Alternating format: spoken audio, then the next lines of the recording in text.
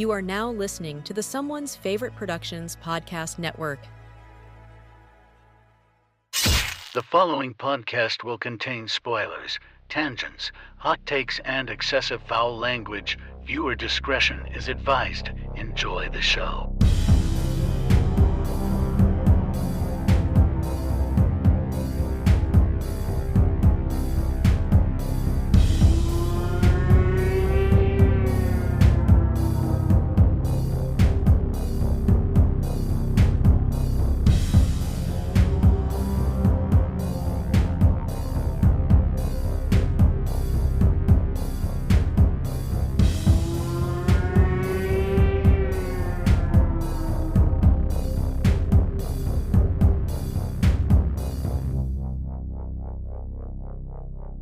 Welcome back to Frightmares Podcast. I'm your host, Austin Proctor, and joining me today for episode 370 is my good friend, Cory Johnson. Heyo, everybody. Das Vidanya and glory to the proletariat. Perfect. Love it. Today on another installment of March Labness, we're discussing our international pick, Frankenstein's Army from 2013, a movie that mashes up Frankenstein with Call of Duty Zombies, where the prop department was given unlimited scrap metal and a whole bunch of cocaine. So let's see where this lands on the Nightmare Index.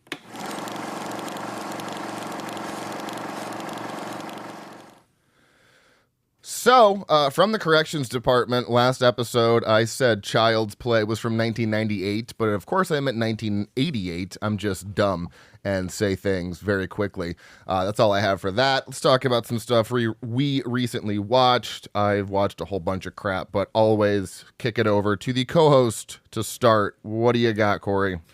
First and biggest thing that I've watched recently was Undertone. Yeah. Which, as I haven't been keeping up with the episodes, but I'm sure you've talked about it ad nauseum at this point. Only once. Without actually talking about it. Yeah, of course. I have still yet to rate it on Letterboxd because I have been doing so much thinking about this movie. I'm so torn with it because 50% of me is like, this could be one of the greatest movies I've ever seen. And then the other 50% of me is like, oh, but there was so much bullshit you had to wade through to get there. Yeah. Is it worth calling it that? I still don't know. Fair. I think that definitely deserves a rewatch then to get a full opinion, but oh, for sure. If nothing else, it is the single most wholly unique execution of a premise I've ever seen, because it's not necessarily the most unique. Because I was talking with Kyle about this before he and I went to go see it separately. I was like, you know what this kind of vibe's like? And he was like, what? And I was like, that Dennis Quaid joint, White Noise. Wait, is that Dennis Quaid? I think it's Dennis Quaid, if I'm remembering correctly. I think you're right, but hold on. I know it's like a famous actor. Oh, Michael Keaton. Michael Keaton. Okay. Yeah, it was still, I'd say they're like equally. Michael Keaton's probably more famous. Yeah, they kind of did. And it's not like, I don't know, people have heard what I thought about it. I loved it. I think it's great. I also saw it in theaters 3 times, which is probably way more than anyone's seen it in theaters. I am a little upset, though, because it started out so strong. It had a 3.4 out of 5 on Letterboxd, and now it's down to a 3. So I think it's truly like a vast majority of people just don't understand this movie. That's possible. Like, I'm focusing hard fucking core on it. And like every 10, 15 minutes in this movie, I'm thinking to myself, am I actually understanding what's going on? Like, I feel like I'm understanding what's going on. And then something else happens and I'm like, maybe I don't know what's going on. Yeah, that's fair. The 3-4 came primarily from sneak peeks and festival runs. So a lot of the times with festival runs, people, I don't know, I get the vibe that people rate things higher when they're at I don't know. It's entirely possible that happens. A lot of the times when a movie has a score on IMDb before its theatrical release, it typically goes down, and it always makes me sad. But I don't know. I haven't really heard any negative reviews on it. Everyone that has seen it is like, that was really good. So it's weird that it shifted so aggressively from like a 3.4 to a 3, but you know. And see, I haven't seen negative reviews either. It's either been, oh yeah, that was fucking amazing, or yeah, it was all right. Right. No, I haven't heard anybody go, that was a bad movie. But I've seen a vast majority, and it's starting to outweigh the, oh, this was really, really good. Yeah. Just that it was all right. Yeah, and since last week, now I saw the numbers for what it made, and it is at $15 million on a $500,000 budget, which again is a home run for budget versus profit. So that's great. I'm sure it'll get a physical release as well. And I don't know, this will probably open the door for kind of a new subgenre here. There's already another horror movie coming out centered around a podcast that involves zombies. So I'm like, I think we're going to see a whole new subgenre about podcasts. Yeah, but I mean, horror always mirrors society. That's true. And what people are afraid of. And I think including podcasts with the, potential for such a mass market, plus the horror of you never know what information you're getting is correct. I think it's a real nice mirror on society, which, funny enough, now that I say mirror, that's actually the reason Jessica didn't like the movie, is she hates a horror movie that will hold a mirror up to you and make you reflect on the things that you might be feeling. And she was like, I don't come to the movies to have a mirror held up in front of me, God damn it. And I'm like, no, that's fair. That is 100% fair. Yeah, no, I can see that. That one, I don't know. That one just hit for me. Anything else that you watched? So, not totally horror, but like murder mystery thrillers. Oh, yeah. Hulu Disney Plus has a show that aired last year, and I think they're in their second season now. It's called Paradise. Oh, okay. It's a political murder mystery with some like mega sci-fi elements thrown in. Okay. Really fucking good. The first episode had me fucking gripped so much that I watched it when I came home from work one night, so Jessica was already asleep. After that first episode ran, I turned it off and said, I can't watch this without Jessica because she will be mad at me for watching something so interesting without her. Yeah, my wife and I do that all the time. And then there's a new show that just came out on HBO. It's only 3 episodes in right now. It's called DTF St. Louis. Okay. And it's David Harbour. Oh. Jason Bateman. Oh. Linda Cardellini. And I can't remember. I can't remember the other old white dude's name. Give me 1 second. But he's massive. He's been in the industry for goddamn forever. Richard Jenkins. Oh, yeah. If you don't know the name, I would say he's probably most known for his role as Dr. Dobak from Step Brothers. Yeah. And it is also a thriller mystery type thing. Okay. But it's also super irreverent, and it feels, even though I can't find him in any of like the production or like producer credits, it feels like very Tim Robinson coded. Ooh, okay. I still need to watch his new show. He has a brand new show. Oh, The Chair Company? Yeah, I still got to watch that. Yeah, I haven't seen. I'm not a Tim Robinson fan myself. His comedy just isn't for me. That's how it is, though. It's exactly how it is. It is either exactly your type of comedy, or it is not. And for me, it is just so ridiculous. I can't help but laugh. But that's why I had to bail out on Friendship, because I got like 30 minutes in, and I was just like, I can't do this. Have you seen, God, what is this show on Netflix? Fucking. I Think You Should Leave. Yeah. Have you seen that? I've seen the internet clip bits, like 55 hamburgers, 55 fries. Like, I didn't do fucking shit. Yeah, okay, the internet bits are funny. Yeah. But it's not like I can sit and watch an entire 30, 45 minute episode of those bits. Because they're good in like a microcosm. Like they're great on a TikTok scroll. True, yeah. But I don't want a whole show of that. They're only like 20 minutes, but yeah, I get it. That's totally fair. He, like I said, he is either going to be right up your lane for comedy or he's not. I don't remember the last things I talked about on the last episode, so I'll just rattle a couple off quickly. Saw Slanted in theaters, 4 stars. Body Cam on Shudder, 4 stars. I'm pretty sure I already talked about those.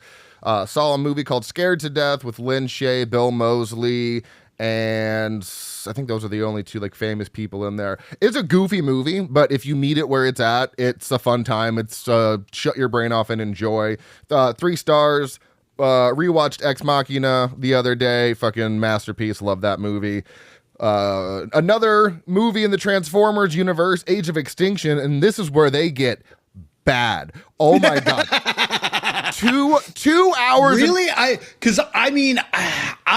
really didn't like Dark of the Moon. The first 3 I think this is 4. The first 3 I really enjoyed. This one I was like, wow, this is 2 hours and 45 minutes. I couldn't tell you a single fucking plot point. Nothing. It turned my brain into mush. And my review for this one at 1.5 stars was, I'm going to repeatedly bang my head against the wall in hopes of getting amnesia so I don't have to remember this movie. It was so god awful. Do not recommend. And then Saturday, March 21st, the day before my birthday, I compiled a movie marathon in preparation for Ready or Not 2, which we saw on Sunday. We did You're Next.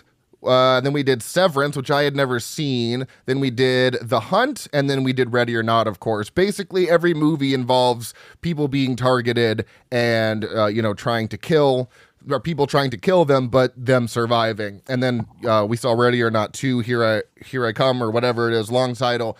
And quite impressed with the sequel because it's essentially what Home Alone 1 and 2 did, where Home Alone 2 is an exact it's a carbon copy of the first plot, just set in New York. And while Ready or Not 2 kind of does the same things in terms of Samara Weaving's getting hunted again, they added so much depth to the story and provided so much more lore on everything that was going on that I actually rated it 0.5 star higher than the first one, because I find it wildly impressive to be able to do a sequel that is basically the same premise and somehow do it better. Very impressed.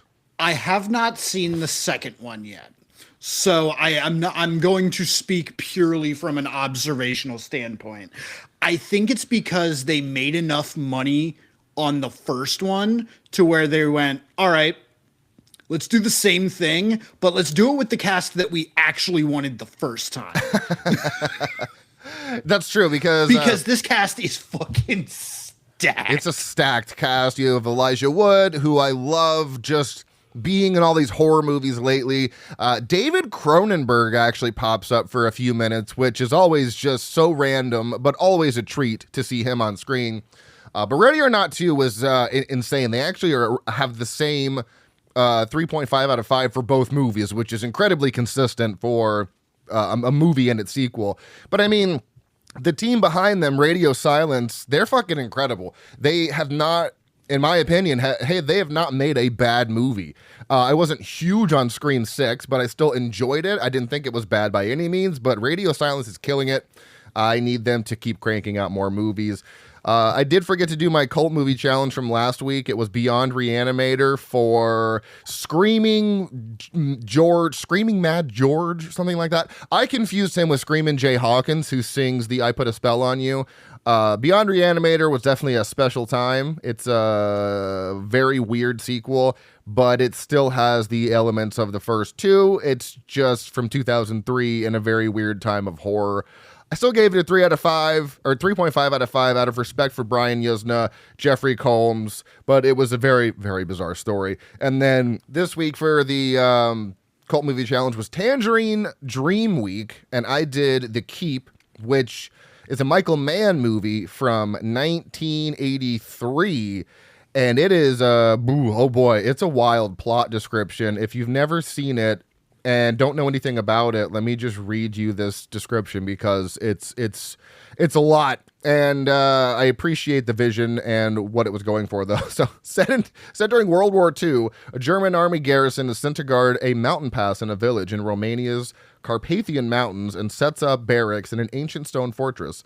Two of the soldiers unwittingly release a mysterious entity that kills or corrupts those within its influence, drawing the attention of a Gestapo commander, a Jewish scholar, and a mysterious traveler. It's a wild fucking movie and has some of the most visually pleasing aesthetics I've seen from a movie from that time period.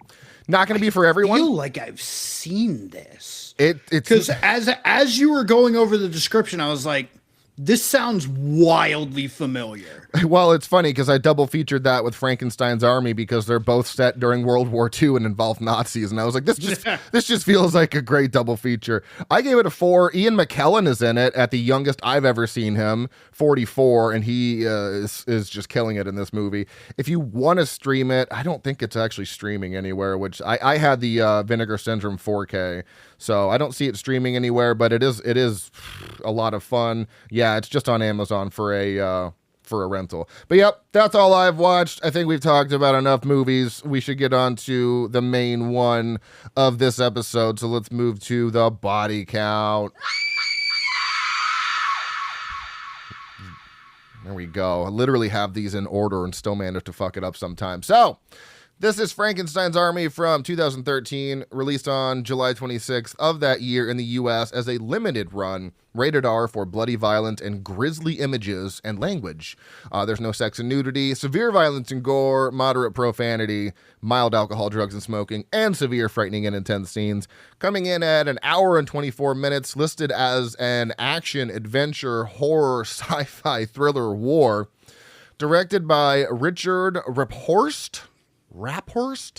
This is his only feature-length film. It was also written by him. He wrote 5 other short films. Then we have, this is where it gets weird, Miguel Tejeda Flores, who also wrote Revenge of the Nerds, Fright Night Part 2, and weirdly enough, Beyond Reanimator. Then we have Chris W. Mitchell, who also wrote The Pool from 2014 and The Windmill, 2016. Composed by Rain Auenhan, who composed 19 Things I Haven't Heard Of. Cinematography by Bart Beekman, which is a fucking killer name. He also did the cinematography for The Windmill. And then edited by Aaron Crozier, and if he sounds familiar, that's because he edited Late Phases, We Are Still Here, which we covered in January, and Jacob's Wife. Also edited by Jasper Verhoevervoet. Sorry, these are German names and they are tough. Who only edited one other thing called The Total Princess from 2015. Starring Robert Gwilliam as Novikov. He was in 107 episodes of something called Casualty. Han Ping Tang as Ivan. He was in The Fifth Element as Monroe's captain. Alexander Mercury as Dimitri. He was in The Hitman's Bodyguard as Hacker Merc. Luke Newberry as Sasha. He was in Harry Potter and the Deathly Hallows Part 2 as Teddy Lupin. And then Carl Roden as Victor. He was in Hellboy as Gregory Rasputin.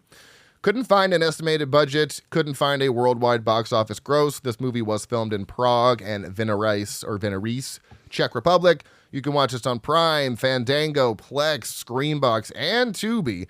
Movies that came out around the same time. Again, the website I use is still down, and they need to get their shit together. Calling you out, thenumbers.com. But I actually have a bit in this episode where we're going to talk about some of the movies that released in 2013. IMDb summary. In the dying days of World War II, a battalion of Russian soldiers is lured into the secret lab of a deranged scientist and forced to face off against an army of horrific flesh and metal war machines. So, yeah, let's go to the autopsy. All right, Cory.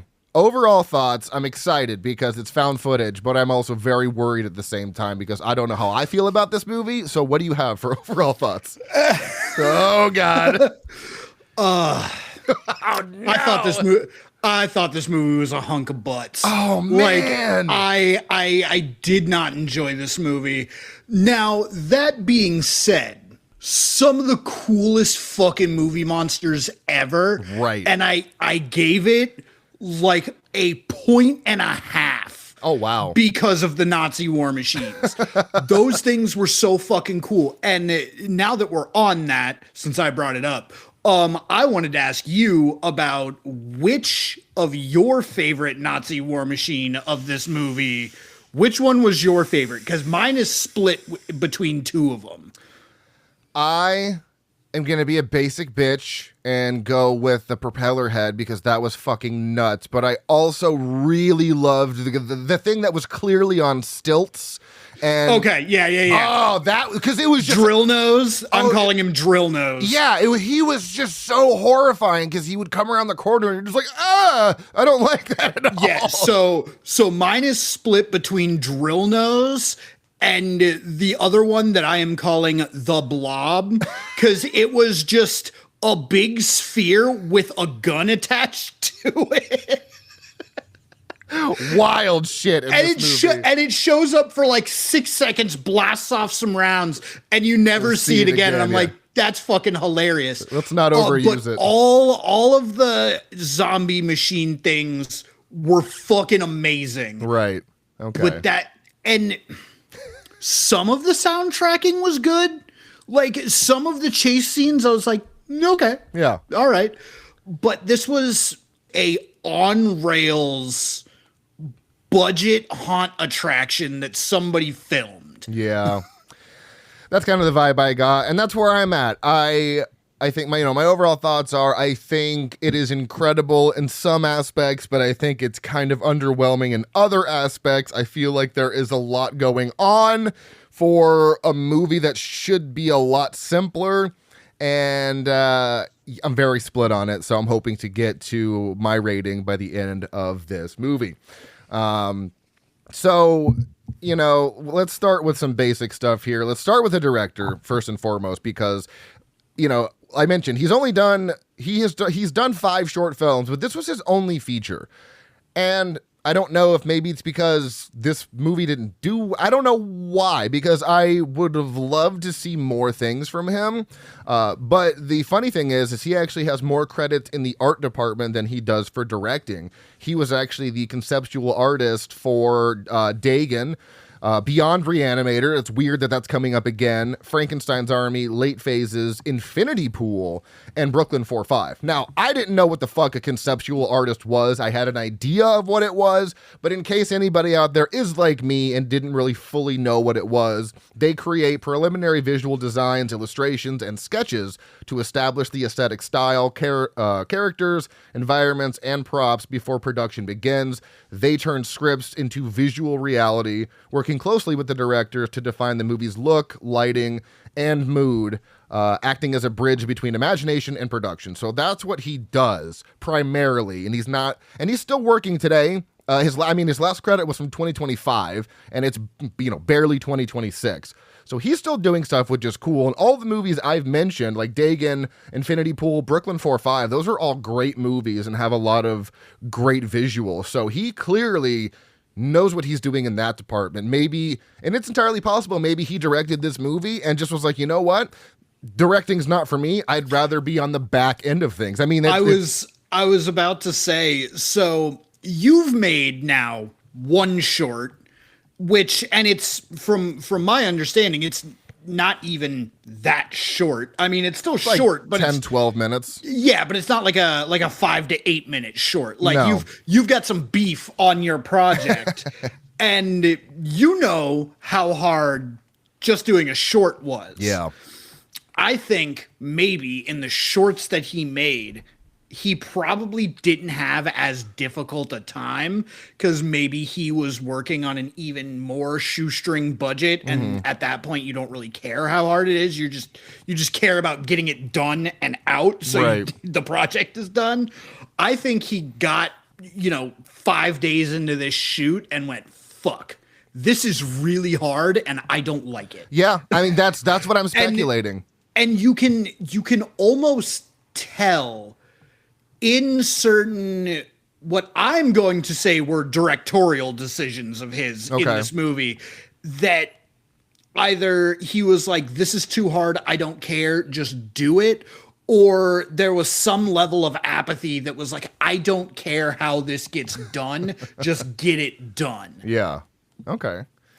And it's entirely possible that's what happened. It feels like the most reasonable explanation when you've done 5 shorts, a movie, and then you don't do any. He didn't even do shorts after this. This was his last thing he ever directed. So that's what I'm going with. And this was released in 2013, which was a pretty good year, not just for regular movies, but also found footage. Not the first one I'm about to mention, but you have A Haunted House. You've got VHS 2. You've got Afflicted, which was one of the most criminally underrated found footage movies of all time. No one fucking... People still are not talking about that movie enough. Yeah, that's like it shows up maybe once every 4 to 6 months on a single post in our Facebook horror groups. Right. And then it's gone. You know what? I'm going to shoehorn this into some point in this year because I think we need to highlight it, but we also have... Didn't we did that in the early days, yeah. Pre-episode 50. Yeah, we definitely covered it when we did like 8 movies. Yeah, we definitely did, and I think we need to give it a full episodic treatment with me and you, obviously, because it's found footage. But then you also have The Sacrament, you have The Den, Willow Creek, another criminally underrated horror movie, Borderlands / Final Prayer. That movie is so good. WUNF Halloween Special, and again, another criminally underrated found footage, Descent into Darkness, the story of Sergei Prokov, or whatever. Yeah, my Descent into Darkness, My European Nightmare. My European Nightmare. Yeah, funny enough, that has circled somehow back around into my algorithm. I was just watching a video last night of a guy talking about it, and I was like, I've been knowing about this movie. Yeah. I've been traumatizing motherfuckers with this. Yeah, that one's fucked up. But then for like regular movies, and maybe this is why Frankenstein's Army kind of fell under the radar, especially with a limited run. You've got World War Z, which was gangbusters at the box office. The Conjuring, again, gangbusters. The OG Conjuring? Yeah, 2013. God damn, yeah, no fucking wonder. Yeah, and then you have The Purge. You have the Evil Dead remake. You have Insidious Chapter 2, Texas Chainsaw, Dark Skies, Curse of Chucky. And these are just horror releases. Like, these aren't even like regular other genres. I'm just now realizing how much time I spent in the theater in 2013, because I definitely saw The Conjuring and The Purge in theaters. Yup. I'm not sure if I saw Insidious 2 in the theaters, but it seems like something I would have. I definitely did, for sure. Yeah, that's yeah. Oh man, back when movie tickets were reasonable. Yeah, so it's a pretty decent year for horror, especially with those found footage entries. Maybe just got lost in the shuffle, like I mentioned, specifically because of the limited theatrical release. But also another thing that might have not interested people if they researched it. I mean, what we have here is the genre blending of 3 different things. You've got found footage, you've got a war movie, and it's also in some elements a creature feature. That is creature feature found footage, sure. Creature feature war, sure. But adding all 3 of those together does seem like a lot for one movie. It might have been too many elements for people at this point in time. Like, I personally love the narrative, but it is not very cohesive. And you know what I mean? Like, see, and I think the thing about it is it's not so much the themes of it, because you fast forward 5 years and J.J. Abrams' Overlord comes out, and yeah, it kind of goes under the radar for a little bit, but it's now kind of considered like a modern monster war classic. Like, people have come around to it. It's so good. It's the same fucking movie. It is the exact same fucking movie, except they parachute in instead of just like walking through a field to get there. Yeah. Otherwise, it's the exact same fucking movie. Down to, I think it's 5 guys. But it's not found footage though, right? It's not, but it's shot with such close angles. It's J.J. Abrams, yeah, like that it might as well be found footage. But yeah, you're right. Overlord is very, very in the same vein as Frankenstein's Army, and I think what it is okay. We're going into a monster movie. We know there aren't robot zombie Nazi creatures. Suspend the disbelief for a minute. Literally everything in this movie is unbelievable, and not in the, oh my God, that's unbelievable. Like, I do not believe what you guys are doing. The camera work is choppy and lazy. The camera sound that plays as you're watching the movie, you are now expecting me as a viewer watching it on a TV to put myself in a spot where there's a projector behind me, because that sound doesn't happen on the movie. That's the projector noise. Well, it's on 16 millimeters, so that's the sound of the camera. But you shouldn't be hearing that, because you would need an external audio source, because that's what I'm saying. Yeah, the 16 millimeter camera is not going to have a microphone attached to it. That's not how those work. The audio would be separate, so you wouldn't be hearing the sound of the actual camera. It doesn't really make any sense. Right. So you're adding that in there. All the uniforms look like separate area. Like, 2 guys have Soviet like surplus uniforms on. Right. The rest of it is like post-collapse, like post-Soviet Union collapse. Mm-hmm. Only 2 of the weapons they use look to be quote unquote period accurate, and they all look like plastic airsoft guns. Yeah, they definitely had some MP40s in there, and I know that because the MP40s have that same muzzle, and they have the magazine to the side. So those 2 were definitely period accurate for World War II. Like, those were the only ones I noticed that were from the time period. And unfortunately, I can't go to my normal gun website for movies that I would, because this is such a small potatoes movie. It wasn't on the website.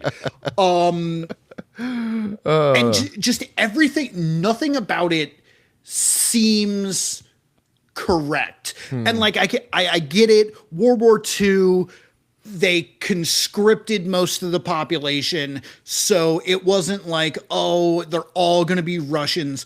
But none of these people were fucking Russians. One of them was Asian. One of them was Spanish. One of them looked like a British dude.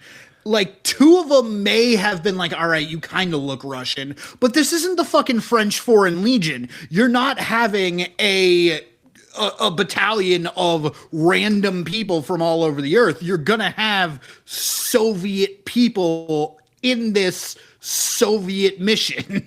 Yeah, because you have Carl Roden, who I think is actually from, at least from, he graduated from in Prague, so he's actually, I think that's Czech Republic. But then you have, Mark Stevenson. That is a very, very white name. You've got Luke Newsom, or Luke Newberry, clearly white. Alexander Mercury might be, he's Russian. So you've got 1 Russian, and then, yes, 1 Asian man, and then Robert Gwilliam, he is from Wales, the UK. So yeah, really one of the main guys is actually Russian, and the fact that they were speaking English made no fucking sense. That doesn't make any sense. They're Russian, speaking English in Germany, and 2 of them have British accents. Yeah, they didn't even cover up the accent. It was very bizarre, because I've been picking international titles that are in, the native language, and I saw that this was a German movie, or at least a German director. So I was like, cool, yeah, okay, World War II, they'll be speaking German or something. And then they started speaking in like clear English. And I said, oh, well, that was unexpected. But I mean, it was easier to take notes, but it was very strange that they were speaking English, especially given the time period of World War II. I don't think that many Russians or Germans or any I don't think they would have all known English. Like, I mean, no, they definitely would not. So it just, and when you add that to what I am going to call a Tarantino opening, only because he is the most contemporary person that I have seen do this. Mm-hmm. And I'm referencing Inglourious Basterds, so it's not even that contemporary anymore. When you open a movie and you introduce the characters by like showing them individually, like a la the A-Team. Yeah. And you're getting the introduction to all these characters, but you're not getting their names. And they are clearly not even adding the special effects to make the guns fire. One of the guys is like in a pit of people, like shaking his arms like he's shooting the bodies on the ground. And there's no special effects for the gun shooting. I didn't notice He's that. just shaking his gun at people. I didn't notice that. That's hilarious. Oh, 30 seconds in, I am on this movie shit. I'm like, no, because this felt so way back in the day. I might have told this story before. Fuck it. Way back in the day when I was a young lad, I'm talking like 6, 7, 8, 9. Oh, we're going back. Okay. Like pre 10 years old.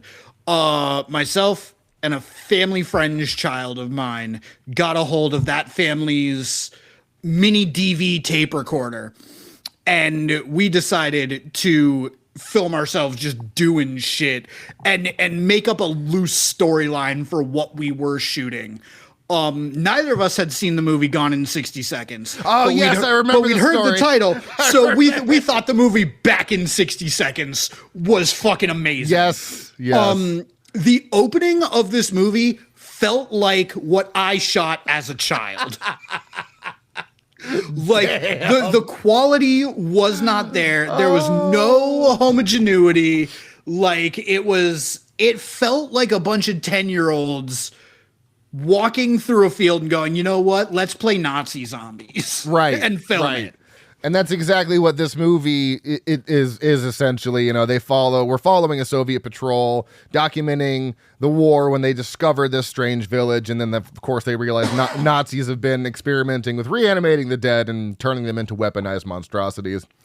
Some of the creations include a zombie with propeller arms, as we've mentioned, a creature with a giant hammerhead, which was really cool, a guy whose face is literally just a gas mask fused to his skull, and there are many more, but it's basically like Frankenstein got bored with just creating life and started getting real weird with it. I've already brought people.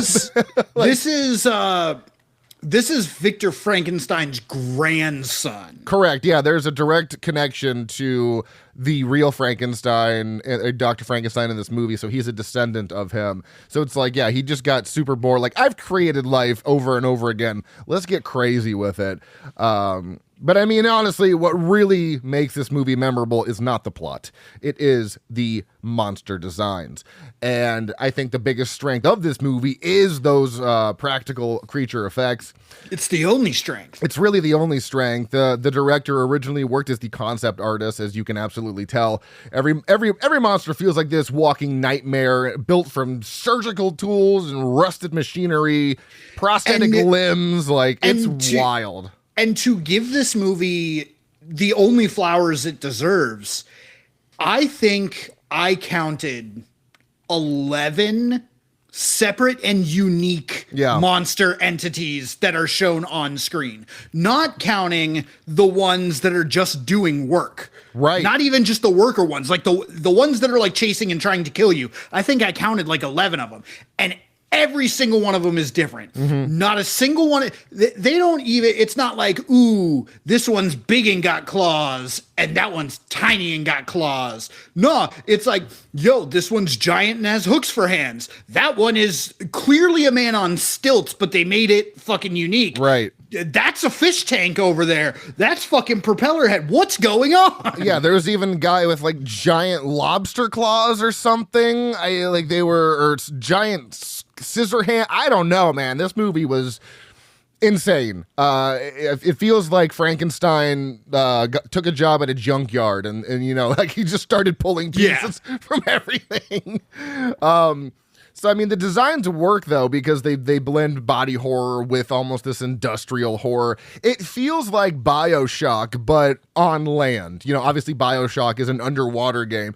But it really feels like BioShock, again, like on land, because it has that same kind of industrial, almost like Guillermo del Toro-esque nature to it, where everything just looks rustic and beat up. I don't know. And I've been playing a lot of Cyberpunk 2077 again. Okay. So I'm like, let me revisit it. And there is a street gang in Cyberpunk 2077 called Maelstrom. Ooh, cool. And these Nazi zombies remind me a lot of the Maelstrom gang, because like a lot of them have like parts of their head removed and you just have these big glowing lenses, and like almost all of them don't have full limbs and they have like weapons attached and shit. Well, yeah, because and at the end of the day, they're not just your plain old kind of reanimated zombies, if you will. It's like it's a fusion of human bodies with war machinery. Like, it is really cool, and even more so, like it's barely war machines. Like a lot of it looks like it came from like war cleanup construction equipment. Because as you see them walking into town, there's a giant fucking Nazi howitzer just sitting there in relative. I mean, yeah, it's broken down and it's rusted and shit. And I'm like, okay, well, if this is actually during World War II, that would be nice and shiny, even if it was broken, not all rusted out. Right. Yeah. Whatever. More unbelievability. But none of except for guns, none of the machines of war are attached to these monsters. It's all hooks and blades. So it's a machine of war, but it's a machine of war in the most civilian sense possible. I like that. Which I think is almost giving this movie too much credit. Like, they definitely didn't think that through. No, they were just trying to create some nightmare fuel stuff. I mean, for real. And they did. They did a really good job on that. Yeah, I agree. But the I think the idea actually ties into kind of because there are some themes here. I mean, despite the insanity, there is some quote unquote thematic material here. Something I noticed is, war is dehumanization. The Nazi scientist isn't just making monsters, he's turning soldiers into literal, I mean, at least my interpretation was he's trying to turn these things into war machines, which kind of mirrors how war historically has treated people as expendable tools. Instead of humanity serving technology is consuming humanity. So and I don't know if this was intentional. I don't really think they got this deep. This is just shit that I kind of noticed. Like, there's not much going on here.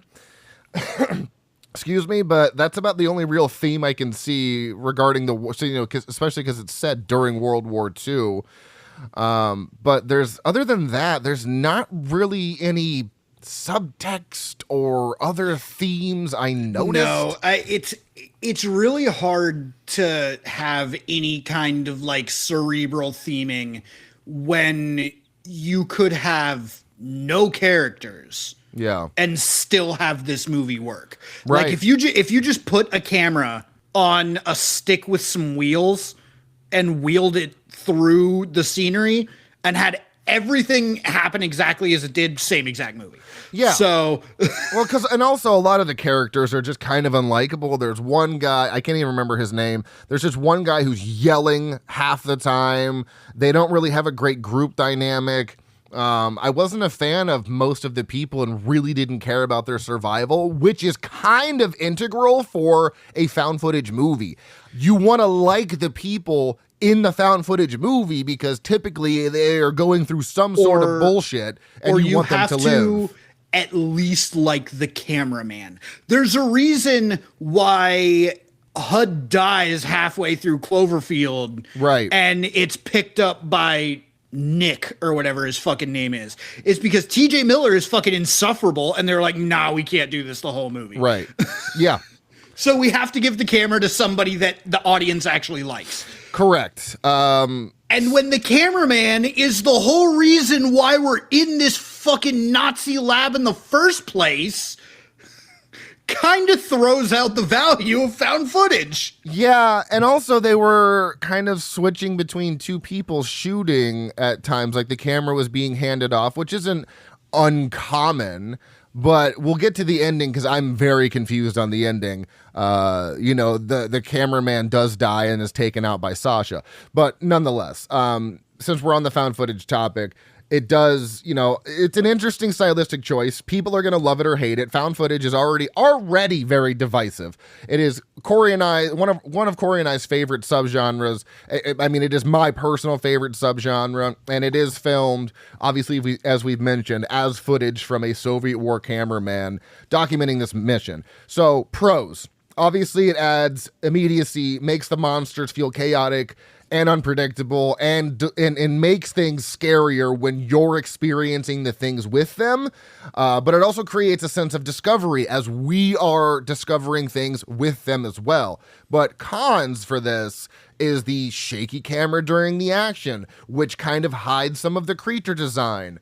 It didn't really make sense why they were, someone wanted this footage back. Dima, they kept mentioning Dima and how they were shooting this footage for Dima. I think this movie would have done a lot better traditionally filmed, because you can still create that sense of discovery and unpredictability without it being found footage.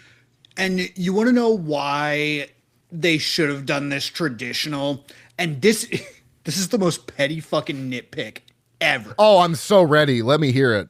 Film cameras like that don't have those camera glitches. That is a digital camera thing. What do you mean glitches? So there's definitely some points, and maybe I'm mistaking it for just like random cuts. But like every now and again, you would hear the sound of like the video stopping and starting again. And you would get that like red splash screen of like how they would transition shots. Oh. But it would be like in the middle of a chase scene where you would normally get the whoosh and the pixelaty stuff when the spooky stuff is happening. Instead, they would like turn real quick. You would see the thing, and then you would get that like quick little transition, and then he would turn to run away. It was like, ooh, the camera glitch trope, but it's a film camera. Yeah, that doesn't happen. There would just be direct cuts. If you stop filming, it would be black, and then it wouldn't even be black. It would just cut to the next frame.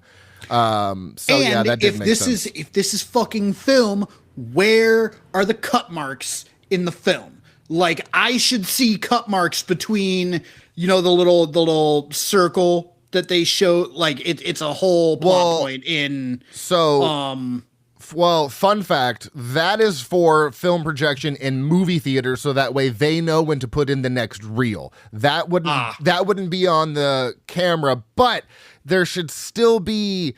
Well, we're assumed to be watching the film.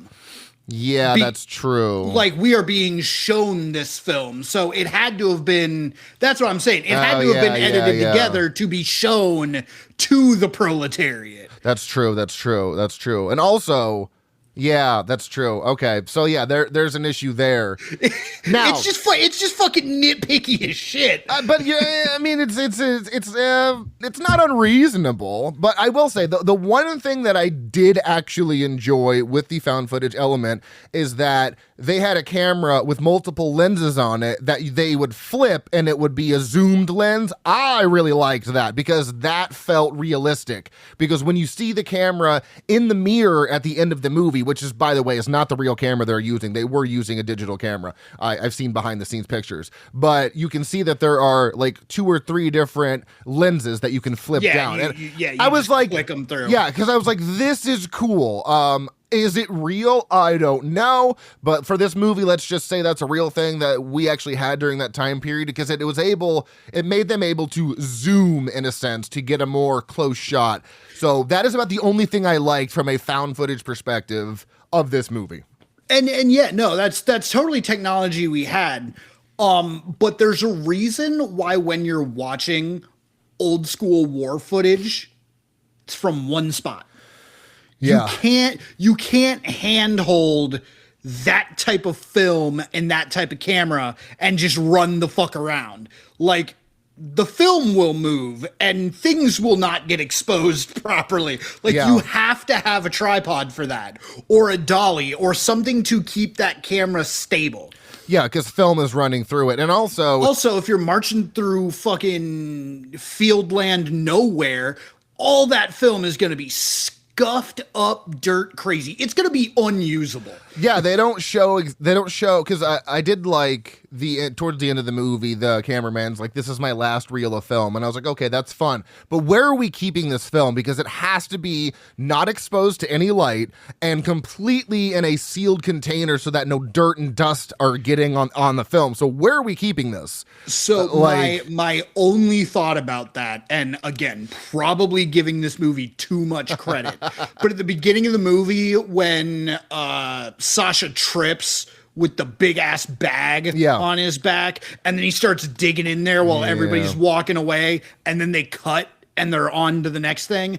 I think that might have been an implication that that's where they're keeping the film, because it's Sasha and Dima that are the two cameramen. Sasha's the real young guy, and then Dima's the tall guy with the glasses whose entire fault it is. Because he's like a KGB agent that's infiltrated the Russian army, ? Well, no, the footage was for Dima. The footage itself, they were saying, I need to get this footage to Dima. Who? I can't keep track of all these fucking names. But there's two cameramen, and one of them was infiltrate. Okay, since we're here, what the fuck? It just makes sense. What was that ending? Because Sasha, or whoever is on the table, I don't even fucking know his name. I think that was Sasha.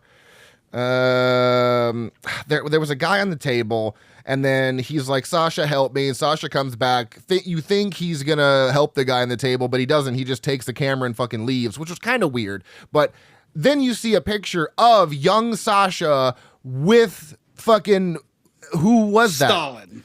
So he was infiltrating their little group for what? No, okay. What was the ending to this movie? So, okay, here's what I think it is. And this is just speculation at this point. I don't know if it's full speculation, because they do give you some of this information. Okay. So there are 5 guys in this troop. One of these guys is not actually a military man, but he's an agent in the Russian government. Okay.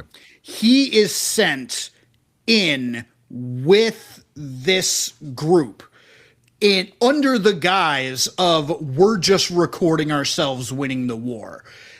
The guy that infiltrated is actually leading them to this village to capture Victor Frankenstein. That's right. Because the Russians want him to help turn the tide of war even more, and then do their own military takeover. That's right. I forgot about that plot point. Once the cameraman gets strapped down, the guy that shoots him is shooting him to save the guy on the table. But the mission was not to kill him, but to bring him back. That's why he's like, why'd you fucking do that? Why'd you fucking do that? And then as they're getting bombed because they never radioed back, the other guy takes the camera and the proof so it can then be buried and hidden, because, fun fact, Joseph Stalin essentially invented the doctored photo. He had so many images of his dictatorship doctored so that the world could not see the bodies in the fields or this. He would even go so far as to have photos of his officials that he had killed edited out of the photos and then reframed as like, this is what it's always been. That I don't know who you're talking about. He never existed.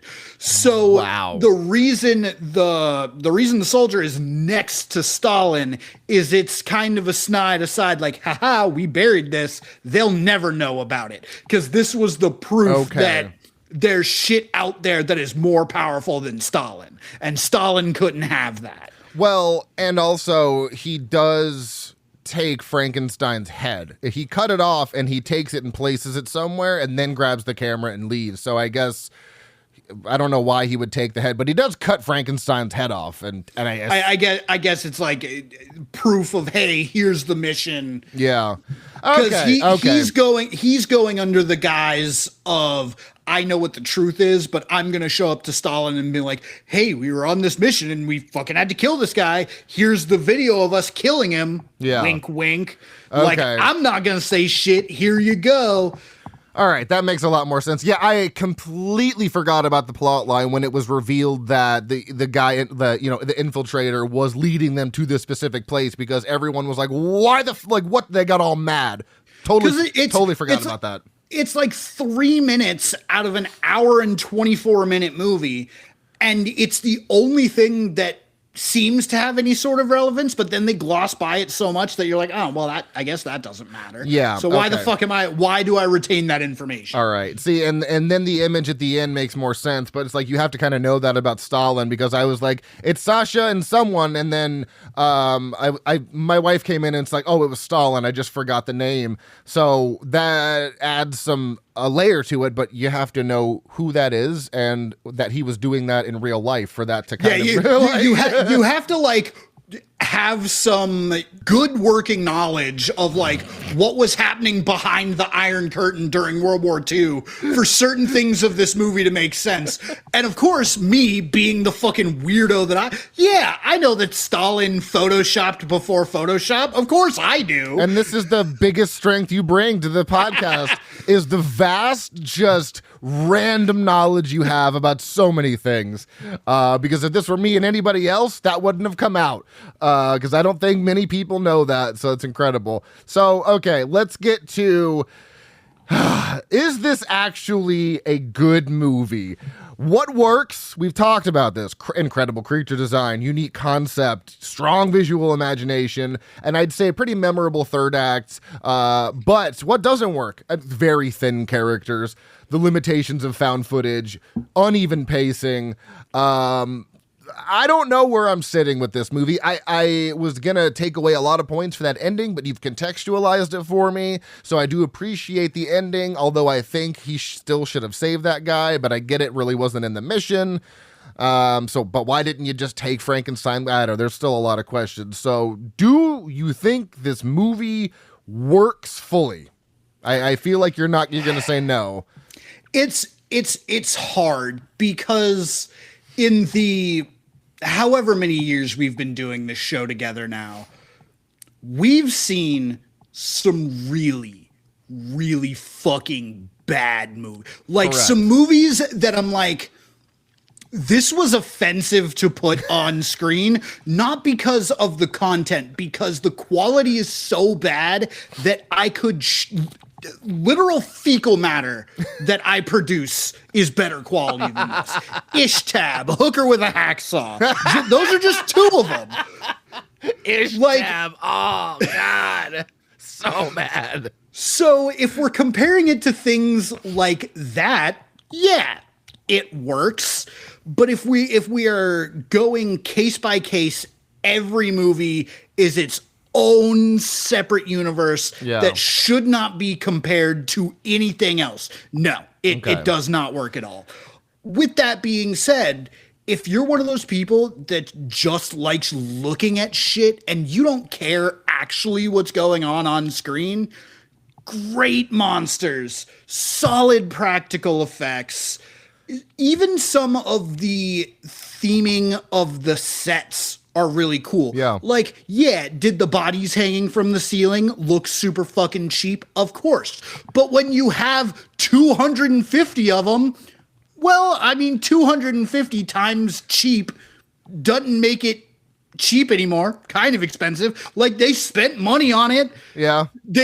If you do one thing cheaply 1,000,000 times, you at least have quantity. Yeah. And honestly, when they walked into that room, I literally went, "Oh my!" I was like, "What is happening in this room?" And then you see him up close, and you're like, "Aw, aw." But like, yeah, the visuals are cool. Like, it's real fun to be like, "Nah, that's not a Soviet era uniform," or "Oh, that's an airsoft gun." But it's if you're not watching it to watch it critically and then talk about it like we do, sure, it's a halfway decent turn your brain off fun time. That's where I'm at. But like, this movie, you cannot watch this movie with any type of critical lens. Right. Like, the minute you go, but what? Nope, done. Yeah, Movie's done. bad now. So I'm just in the middle with this movie, honestly, because I think like half of it works, half of it doesn't. So that's where I'm at. I think that's all I've got. Honestly, I will figure out my rating here by the time we finish this episode, because I'm still I haven't even rated it on Letterboxd. I'm still so unsure. Yeah, I did. I guess my whole takeaway, not even takeaway, I guess my final statement with this movie is it has no consequence. And what I mean by that is it doesn't posit a universe where anything that didn't happen at the end of World War II didn't happen. Like, it's not posturing like there's some alternate universe like Man in the High Castle where the Nazis won or whatever. So, like, we learned in 5th grade how World War II came out. Yeah. And when you have a movie set in World War II, no matter what happens, unless you are going to say that the end of the war happened differently, nothing that happens in this movie is of any consequence. That's true. And that's very true. And when you go into something knowing that nothing in this movie matters because it's not going to change the historical accuracy of what the area of what this movie is in, it diminishes it a little. It's like, all right, why am I watching that? Like, what's the point of this story? Like, or if you're going to do that, don't bring out the zombies in the last 45 minutes of the movie. Like, we need 5 minutes of setup. Give us the rest of everything else. Don't fucking show us them raiding some farm and then chasing women away and some dude fucking chasing fake chickens. Like, why did I need that? Why did I need that? Yeah. There's so much unnecessary fluff in this movie to get to nowhere. Yeah, and in an hour and 24 minutes, it's like it's already very short. And plus, for a movie called Frankenstein's Army, we see more of the army than we do of Frankenstein. We get like maybe 20 minutes with Frankenstein at the end of the movie. That's fine. Yeah. He can fuck off. Oh, okay. Honestly, I would have thought it cooler if they would have taken Frankenstein out of this and, the monsters killed Frankenstein and it's the monsters that are recreating themselves and taking over this village. Oh, geez. There's some fucking consequence. One character gone. Movie's great. Oh, interesting. That's a good idea. That's a great idea. And it's not hard. Yeah. Like, I came up with that sitting here through this podcast. Because I did kind of like the hive mind thing that they had, where once Frankenstein dies, they kind of go crazy. But you could also remove that as well. You get them at the end of the movie, finding him like decapitated or something, and all of the robots are sentient at this point, and they're just recreating more, and they're doing their own thing. You've already got the worker things that are doing that are doing the work. All Frankenstein is doing is hooking them up and flipping a switch. Wow. That's all he's doing. From the movie standpoint, anyway. All the monsters are doing all the rest of the work by piecing them together. Now I'm just like I'm daydreaming right now of just how much better this movie would have been if we had that ending. And you could have kept the exact same movie. Yeah. And just changed that storyline. And it works. Yeah. It works. Wow. Like you don't have to change anything else except we heard that there was this doctor. Not that there is this doctor. Yeah. We heard that there was this doctor. We got sent to check it out. Oh shit, monsters. And he's dead. I love it. I fucking love it. All right, I think that's a perfect spot to end because that was killer. So let's go to the final cut here. Taglines. There's one. What is dead may never die. Trivia. We've got two things here. A lot of the robotic monsters featured in this movie would later inspire the design of enemies in Resident Evil Village, most notably Propellerhead. The female teddy bear robot monster that is seen is credited in the end as teddy bear robot / Frankenstein's mother, meaning Dr. Frankenstein created this monster out of his own mother. Goof, this is just fun because clearly a German person wrote this. The signs reading "Nicht antasten," do not touch, seemed to be German language, but no German would use that terminology. The correct translation would have been "Nicht brüchen." So there you go. Rated 5.4 out of 10 on IMDb for our purposes of the Nightmare Index. That is going to be a 2.7 out of 5. Then we have a 2.9 out of 5 on the Letterboxd, 56% on the Tomato Meter, 41% audience score. What did you give this, Cory? I gave it a 2.5 and a heart. Okay, so you're at a 2.5. I feel like I'm at a 2.5 as well, but I have to give it at least a half star more for just the insanity of the monsters. I don't know if I want to go a full star for the monsters, although I feel like see, the monsters took it from a 1 to a 2.5 for me. Yeah, a 3.5 seems high. I'm just going to settle on a 3. That's where I'm going to settle. So with that, this is definitely going to be the lowest on the, oh wow. Still beating out the nesting somehow. The nesting at a 2.67, this at a 2.76. So this is second to last, I believe, on the Nightmare Index, unless I'm misremembering something that was just above the nesting. Similar movies according to IMDb, we have Outpost, Frogman, The Devil's Doorway, Digging Up the Morrow, and Afflicted. All found footage except for Outpost, but I don't know. Similar movies according to Letterboxd, we have Overlord, Outpost, Trench 11, The Bunker, and Dog Soldiers. Did you get any funny reviews today? I did. I got a few. All right, I've got 4, so... I've got 5. All right, I'll let you go first then. A half-star review from Thomas Kassler, Pity Log. That's it? Yeah, he logged this movie out of pity. I almost didn't want to log this. This one is from Nicholas W.S., but no rating and no heart. But he says, somebody let Slipknot direct World War II. You know, it's funny that you say that because my next review, also a metal band, a half-star from Bob R., who is a patron, almost exactly like a Gwar concert, only with a little more screaming and worse music. I got some very Gwar Slipknot vibes, especially from that one monster with the spiky head. I was like, that's Sid from Slipknot. 1 star from Tyree Hoffman. I really wanted to like this one, but I really want a 69 Dodge Charger too, and we don't always get what we want. Fair. A 1 star from Lucas. This is a little bit of a long one.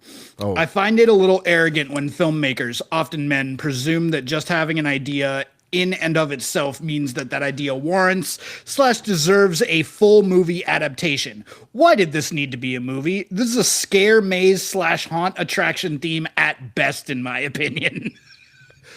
3 stars, no heart from Renee. I need more of that cunty Bride of Frankenstein. A 5-star and a heart from Cat. Hell yeah, Nazi zombie robots go brrr. See, sometimes it's not even the review that's funny. It's the delivery that we do, you know? Yeah, because I have to read these in the way that they make me laugh reading them. Exactly. The last one I have is 3 stars from DKXEL Dixel. I wish I had an army of loyal electronic robots to do my housework. And I agree.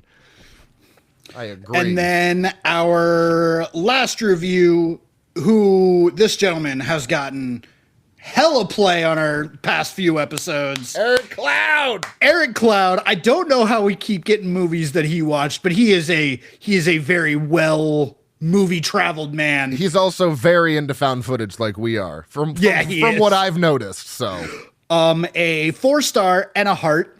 Pure fun. Great monster designs, found footage / POV is used very well and is very effective. Maybe a little repetitive, but it's repeating fun stuff. So is it too much fun? All right. So I think on the last one we did, he didn't like a movie that we liked, and he liked a movie that we didn't like. I like the contrast there. I like it. Let's see here. If you enjoy the show, please rate and review on your favorite podcast app of choice. Follow us on Facebook, Instagram, TikTok, Slasher, Threads, and YouTube at Frightmares Podcast. Our email is stayspooky@outlook.com. If you want to follow me on Letterboxd, you can check me out at Dr. Proctor. You are Frightmares Cory. Booyah.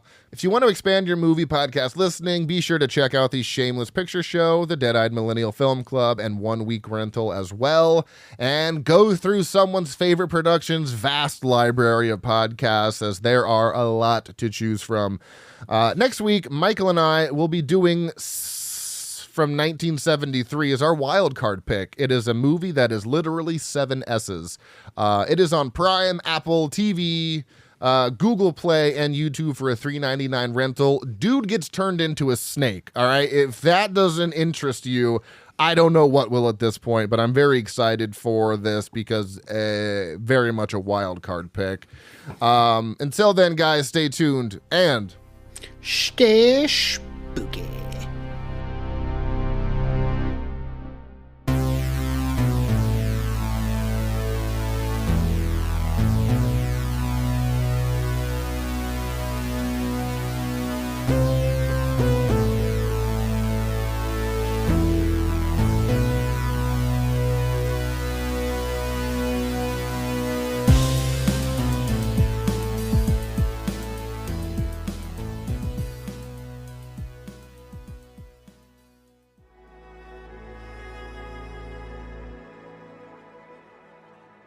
Thank you for listening. To hear more shows from the Someone's Favorite Productions podcast network, please select the link in the description